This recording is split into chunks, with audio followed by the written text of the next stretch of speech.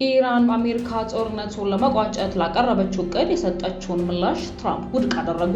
ይህንን መረጃ በዝርዝር ይዘነዋል። በተያያዘ ዜና ትራምፕ የኢራንን ምላሽ ውድቅ ማድረጋቸውን ተከትሎ የነዳጅ ዋጋ ናረ። በባህረ ሰላጤው ያለው መስተጓጎል ሊራዘም ይችላል የሚል ስጋትም አይሏል። ኢትዮጵያ በወረርሽኝ መከላከል ብቃት ከአፍሪካ ቀዳሚ መሆኗ ተገለጸ። ለዓለም አቀፍ ወረርሽኝ የባለሙያ ድጋፍም ትጠይቃለችም ተብሏል። የቮይስ ኦፍ ኢትዮጵያን ቤተሰቦች ሰብስክራይብ ማድረጋችሁን እያስታወስናችሁ በዝርዝር ወደምንመለከታቸው አንዳንድ ጉዳዮች እናልፋለን።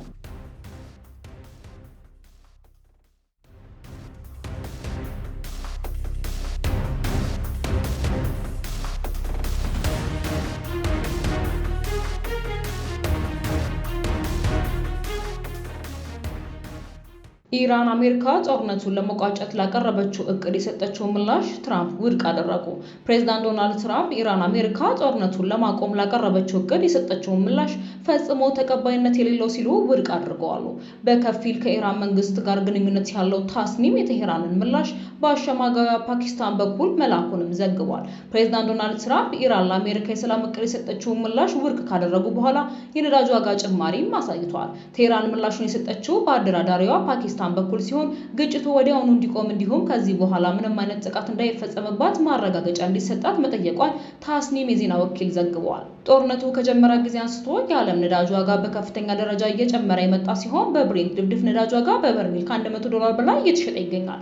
የዓለም 1/5ኛው ነዳጅ የሚተላለፍበት የሆርሙዝ ወሽመጥ ከተዘጋ በኋላ ቴሄራን ለማቋረጥ የሚሞክሩ መርከቦች ላይ ጥቃት እንደምትፈጽም በመግለጽም አስጠንቅቃለች።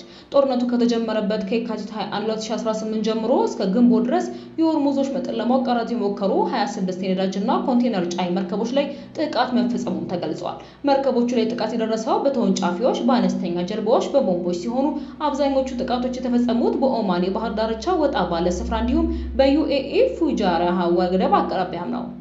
ዓለም አቀፉ የባህር ላይ ትራንስፖርት ድርጅት በሆርሙዝ ወሽመጥ ከ1500 እስከ 2000 መርከቦች እንዲሁም 20000 ባህርተኞች መንቀሳቀስ አጥተው መቆማቸውንም አስታውቋል።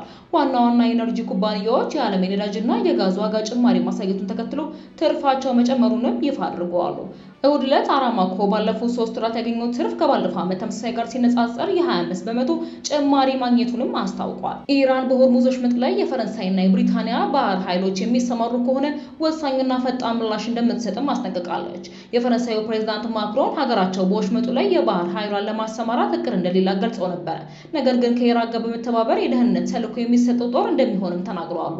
ቅዳሜ ዕለት የብሪታንያ ባህር ኃይል በሆርሙዝ ወሽመጥ ላይ የሚኖርን የመርከቦች እንቅስቃሴ ለመከላከል የሚደረግ ዓለም አቀፍ ተልዕኮ ላይ ለመሳተፍ ወደ መካከለኛው ምስራቅ የጦር መርከቡን መሰራቱን አስታውቋል። ሰኞ ዕለት ከ40 ሀገራት በላይ የሚወጣጡ የመከላከያ ሚኒስትሮች በዩኬ በላይነት የሚመራውንና በወሽመጡ ላይ የሚደረግ የመርከብ እንቅስቃሴን የመከላከል ዘመቻ እቅድ ላይ ተገናኝተው ይወያያሉ ተብሎ ይጠበቃል። የዩኬ ኮንሄል እና የፈረንሳይ አቻቸው ካትሪን ቫውታሪን በጋራ በመሆን ስብሰባውን የሚመሩ ሲሆን ጦርነቱ ከቆመ በኋላ በወሽመጡ ላይ የሚደረጉ የመርከብ እንቅስቃሴዎችን እንዴት እንደሚጠብቁ ይመካከራሉም ተብሏል። ቴሄራን የዓለም 1/5ኛ የነዳጅ ዘይትና የተፈጥሮ ጋዝ የሚጓጓዙበትን መስመር አሜሪካና እስራኤል ጦርነት ከከፈቱባት የካቲት 21 ጀምሮ ሙሉ በሙሉ ዘግታለች። የኢራን ጦር ቃል አቀባይ ሙሐመድ አክራማኒ በሆርሙዝ ወሽመጥ በኩል የሚያልፉ መርከቦች ከቴሄራን ጋር በቅድሚያ የማይተባበሩ ከሆነ ከባድ እርምጃ እንደሚወሰድባቸው ማስጠንቀቃቸውን የኢራን ዜና ወኪል ዘግቧል። አክራማኒ አክለውም አሜሪካኖች ይህንን በሰሜን ህንድ ውቅያኖስ የሚገኝ ሰፊ ባህር ላይ ክፍልን በጦር መርከቦቻቸው ቢሞሉት እንኳን ሙሉ በሙሉ መዝጋት አይችሉም ሲሉም ተናግረዋል። አሜሪካ በባህረ ሰላጤው ሀገራት በኳታር፣ ባህሬን፣ ኩዌት፣ ዩኤኢ፣ ሳውዲ አረቢያና ኦማን የጦር ሰፈሮችም አላት። በተያያዘ ዜና ትራምፕ የኢራንን ምላሽ ውድቅ ማድረጋቸውን ተከትሎ የነዳጅ ዋጋ ንሯል። በባህረ ሰላጤው ያለው መስተጓጎልም ሊራዘም ይችላል የሚል ስጋትም አይሏል። ዲፕሎማሲያዊ መፍትሄ መዘጋቱ የብሬንት ድፍድፍ ነዳጅ ዋጋ ከ4 በመቶ በላይ ጭማሪ በማሳየት በበርሜል $105 በላይ ዶላር እየተሸጠ ይገኛል። የአሜሪካ ድፍድፍ ነዳጅ ዋጋ ወደ $100 ተቃርቧል። ኢራን ግጭቱን ለማቆም የጦርነት ካሳ እንዲከፈላት ማዕቀቦች እንዲነሱ አሜሪካ የጣለችውን የባህር ላይ እገዳ እንዲያበቃና በሆርሙዝ ሰርጥ ላይ ያላትን ሉዓላዊነት እውቅና እንዲሰጥ የሚሉ ቅድመ ሁኔታዎችን ባቀረበች ማግስት ፕሬዝዳንት ትራምፕ የቴሄራንን ጥያቄ ፍጹም ተቀባይነት የሌለው ሲሉ አጣጥለውታል።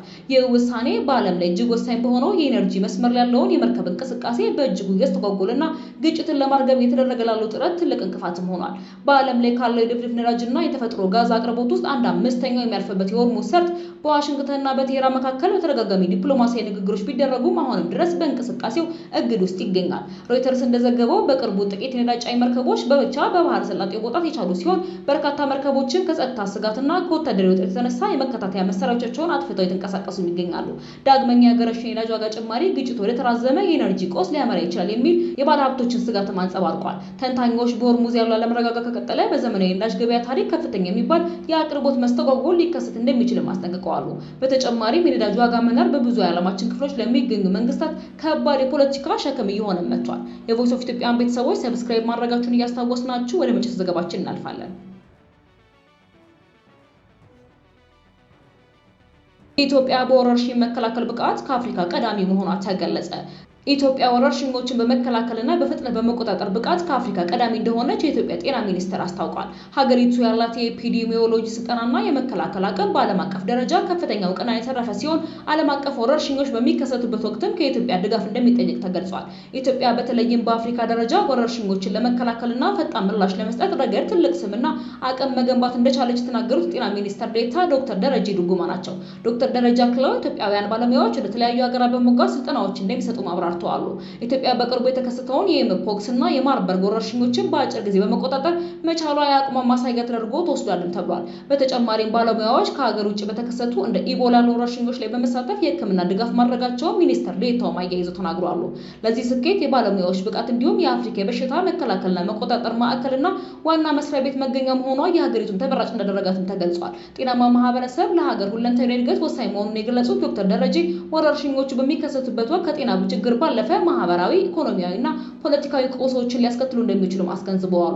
ለዚህም ኮቪድ-19 ወረርሽኝ እንደ ማሳያ በመጥቀስ ወረርሽኞችን አስቀድሞ ለመለየትና ጉዳት ሳያደርሱ ለመከላከል ብቁ ባለሙያዎችን ማፍራት የትኩረት አቅጣጫ መሆኑንም አስረድተዋል። የቮይስ ኦፍ ኢትዮጵያን ቤተሰቦች ለዘረዝንላችሁ አዳዲስ መረጃዎች እነዚህን ይመስሉ ነበረ። በሌሎች አዳዲስና ወቅታዊ መረጃዎች ዳግም እስክንገናኝ በደህና ቆዩ።